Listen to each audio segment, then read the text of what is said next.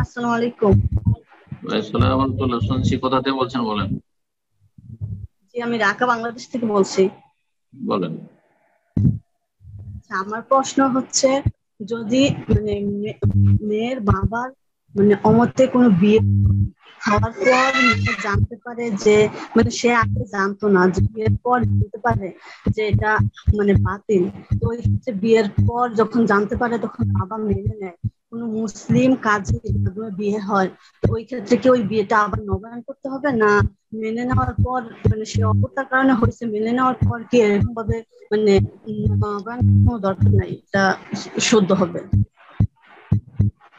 নবী সাল্লাল্লাহু আলাইহি ওয়াসাল্লাম নিকাহ ইল্লা ওয়ালিয়িন, ওলি ছাড়া বিয়ে হয় না। আর এক হাদিসে বলছে আইয়ুমা ইমরাতিন নাকাহাত নাফসাহা বিগাইরি ইযনি ওয়ালিয়্যা ফানিকাহুহা বাতিলুন বাতিলুন বাতিলুন।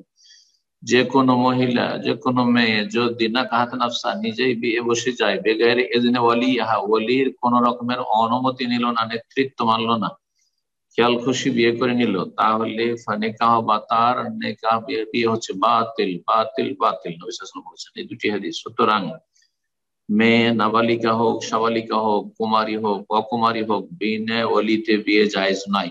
মেয়ের সম্মতি থাকতেই হবে। মেয়ের সম্মতির বিরুদ্ধে বাবার জন্য বিয়ে দেওয়া জায়েজ, ওলির জন্য জায়েজ নয়। জবরদস্তি বিয়ে দেবে, এটাও মনে রাখতে হবে।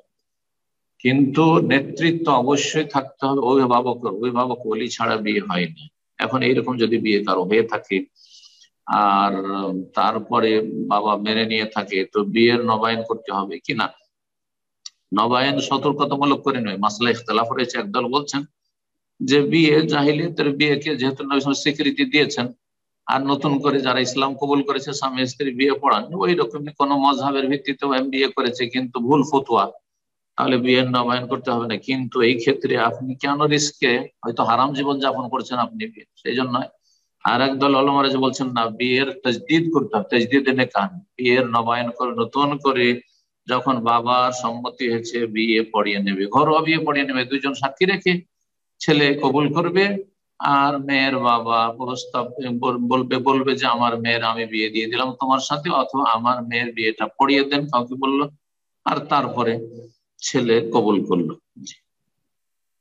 জরুরি নয় যে বড় মজলিস বসাইতে হবে আর বরযাত্রী হইতে হবে আর অনেক লোককে জানাইতে হবে, এটাও জরুরি।